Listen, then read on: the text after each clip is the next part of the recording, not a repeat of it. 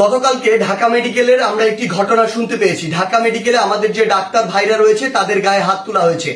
যে যারা হাত তুলেছে তারা কি অভিযোগ করেছে? তারা অভিযোগ করেছে সেখানে নাকি একজন যে পেশেন্ট মারা গিয়েছিল সেখানে ডক্টরদের গাফিলাতি ছিল, ওই ঢাকা মেডিকেলের গাফিলাতি ছিল।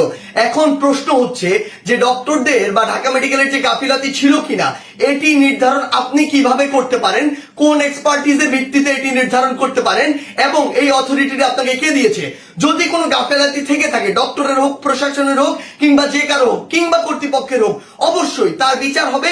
তার বিচার একটি প্রক্রিয়াধীন প্রক্রিয়া হবে, একটি তদন্তের মাধ্যমে হবে। সেই অভিযোগটি আপনি বিএমডিসি তে করতে পারেন কিংবা সেই অভিযোগটি আপনি প্রশাসনের কাছে করতে পারেন। কিন্তু আপনার কি অভিজ্ঞতাটুকু রয়েছে, আপনার কি দক্ষতাটুকু রয়েছে যে একজন ডক্টর তার সাথে গাফিলতি করেছে কিনা সেটি যাচাই করার?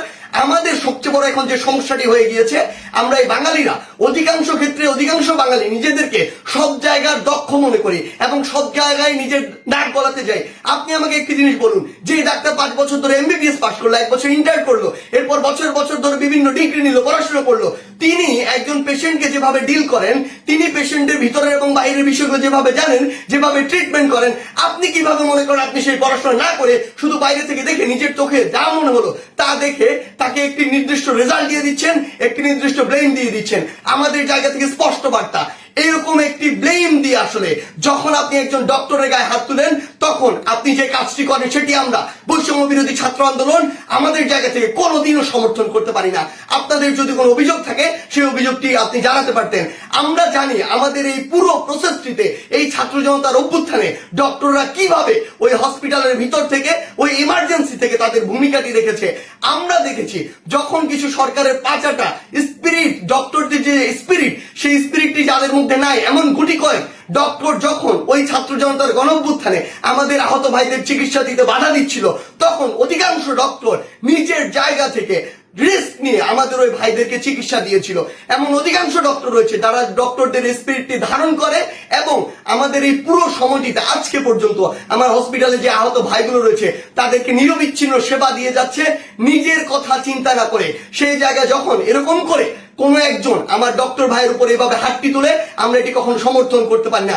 আমাদের জায়গা থেকে একদম স্পষ্ট একটি বার্তা, সেটি হচ্ছে যে আমরা প্রশাসনকে, মাননীয় স্বাস্থ্য উপদেষ্টা, ডিজি হেলথ সহ সকলকে একটি বিষয় স্পষ্ট করে বলতে চাই, আমাদের যারা মেডিকেলের ভাইরা রয়েছে, ইন্টার্ন ডক্টররা রয়েছে, কিংবা হসপিটালের যে ডক্টর ভাইরা রয়েছে, তাদের সাথে আমরা এই জায়গাটিতে একাত্মতা ঘোষণা করছি।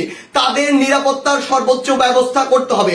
তারা দিনরাত 24 ঘন্টা আমাদের জন্য কাজ করছে, অথচ কেউ একজন চাইলো আর একটা ব্লেম দিয়ে তাদের গায়ে এসে হাত দিয়ে দিল, এটি আমরা আমাদের জায়গা থেকে কখনো মানতে পারি না।